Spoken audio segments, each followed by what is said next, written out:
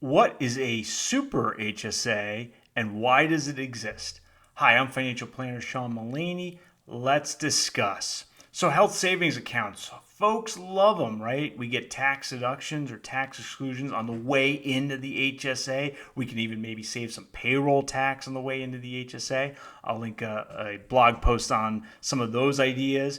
And then guess what? When we take the money out for medical expenses or to reimburse ourselves for old qualified medical expenses, guess what? Tax free. So we're getting a tax deduction on the way in and then tax free growth and then tax exclusion on the way out. It's really fantastic. And oh, by the way, there's no deadline on that reimbursement of those old medical expenses, making the HSA even that much more attractive. Well, okay, there's something called a Super HSA. What the heck is going on with this Super HSA? Well, it has to do with the confluence of two tax laws that didn't talk to each other that give some young adults out there an incredible HSA saving opportunity. So let's get to it. I've got here the code section, section 223 of the Internal Revenue Code. This establishes the health savings account. And what it says is basically, if you look at subsection A, if you're a so-called eligible individual, you get to contribute to an HSA. Well, what the heck is an eligible individual? Well, we got to do some scrolling down. And trust me, it's not that bad. It looks daunting, but we find at 223C1, we've got our eligible individual. And what that's telling us is as long as we are covered by a high deductible health plan, and that's our only insurance, guess what?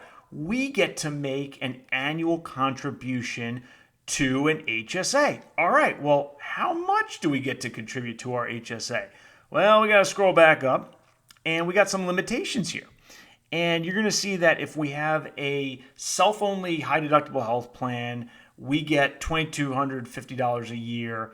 And then if we have a family plan, we get a $4,500 limit per year. But wait a minute, there's cost of living adjustments. If you go to subsection G, and I'll scroll to it real quick here, you'll see some cost of living adjustments. It should be on here, which basically says, look, they adjust these things for inflation.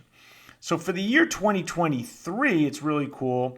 The high deductible health plan, the family limit is $77.50. That's a lot of money. You can see these cost of living adjustments. So the IRS comes out every year. And in fact, we can Google that. Let's see what our 2023 HSA contribution limits are. And I could put this in the show notes here as well. We'll just go to health equities. Yeah, and I think we see it there. So here's Health Equity's website.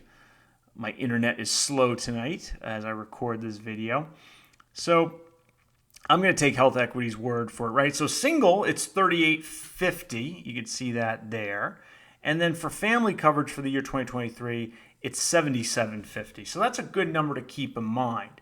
So let's think about, well, okay, how much could each family member get into a high deductible health plan? So I've set up a little family here, and I've got Harry's age 50. He's married to Harry's 53, Polly's 52. Note that they're under 55. You only get catch-up contributions if you're 55 or older. It's different for HSAs. Don't ask me why. Okay. So in 2003, they set up this law, and now we have 2023 contribution limits. And here's our family, right? So Harry is 53. His limit is that $77.50. All right, that's no big deal. Great, we got that. But then, well, what's Polly's limit? And guess what? They set it up so they said, well, wait a minute. You're not going to be able to double dip on these family plans. So what they said was, in the case of married individuals, this is at 223. It's subsection B, paragraph 5. It says, look, if you're both covered by a family coverage, your limit is the full limit, that's $77.50, but you have to offset for your spouse's contributions. So if Harry made a contribution, Harry's an eligible individual, let's just say he puts in the $77.50, great. Polly's an eligible individual, see, she has a high deductible family, high deductible health plan, and no other insurance, right, just like Harry. Well, her limit starts at that 7750, great, but we have to reduce it for Harry's contribution. So she gets a big fat 0 as her limit. Well, what about Sam? Sam is their son, and he is a full-time student. Well, at least he's an eligible individual, so in theory his limit is 7750, right? Well, the law is pretty clear. In 2003, they said, well, wait a minute, we don't want kids to contribute to these things. So they put in this thing in the code, and it says that if you are a dependent of another, guess what? You don't, of the person with the policy, you don't get an HSA contribution deduction, so you don't get an HSA contribution. And what the heck is a dependent? Well, it includes our children who are either under age 19 or a student who is not yet 24. So Sam is a student who's 21 and our dependent. Guess what? Sam's contribution limit is another big fat 0. Well, then let's think about Deborah. All right, so when 2003, when the law was written, it said that only eligible individuals could contribute to an HSA. Well, in 2003, the general rule was as you graduated college, you were off your parents' medical insurance plan, right? 21, 22. So back then, if you're Deborah and you're 25 years old and you're on you're not going to be on your parents' medical plan. So back in 2003, they didn't even think about this scenario. So guess what? It's going to be 0. But in 2003, when the HSA law was passed, Deborah's not going to be on mom and dad's plan. Just didn't work that way back then. What happened in 2010? 2010, they had passed the Affordable Care Act, and there's a new provision on it. And it says, guess what? If you are your parent's child up through the end of age 25, so as long as you're under age 26, you can be covered by your parents' medical insurance. All right, so that's interesting. So now Deborah could be on the high deductible health plan that mom and dad have. Well, what the heck is her limit? Well, she's 25 years old.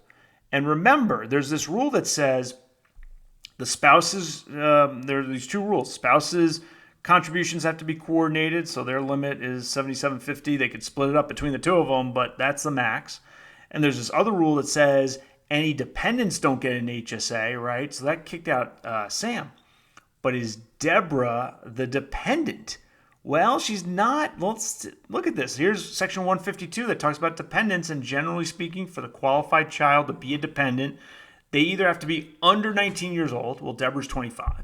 Okay, but then there's the student exception. It says, well, if Deborah's a full-time student, she's still, Harry and Polly's dependent if and only if she's under age 23 or under age 24, 23 or younger. So guess what? Deborah is 25 years old, and she is covered by a family high deductible health plan, and there's no other coverage that she has. Her HSA contribution limit is $77.50. Regardless of what mom and dad do, right? If mom and dad put in their $77.50, Deborah herself gets $77.50 as an HSA, and that, my friends, is the Super HSA. Now, here's the thing about it. This should not really exist. So let's say Deborah separately, let's say Deborah instead has her own job with her own high deductible health plan, okay? And she's single. Guess what her limit is then? Her limit is then that $38.50 because, yes, she's still an eligible individual, but recall the beginning of this section 223, she's an eligible individual, but she has this single coverage, right? So she's a self-only coverage. So if she has her own plan, her HSA contribution limit is only this $38.50. And I didn't do the formatting. Shame on me. But you see the point there, right?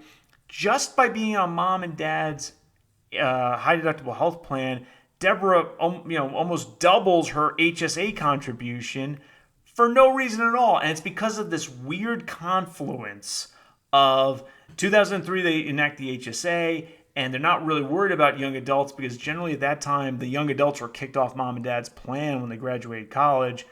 Well, in 2010, they said, no, the young adults have to be able to stay on mom and dad's plan through age 25.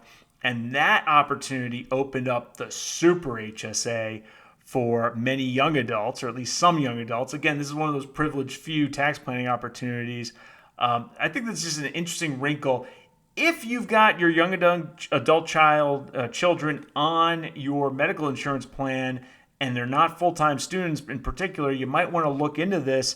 Your child might have an incredible tax saving opportunity that's even greater than if they had their own coverage. So this is definitely something nobody ever anticipated, I don't think, when they passed the HSA bill, certainly not in 2003, and not even with the ACA plan. Sort of one of these random loopholes in the tax code, perfectly legal. I'm going to link below to a podcast that the AICPA put out on this concept, the Super HSA. It's a really good podcast. Hope you enjoyed this video. If you did, please smash that like button and subscribe to my channel. I'll see you next time.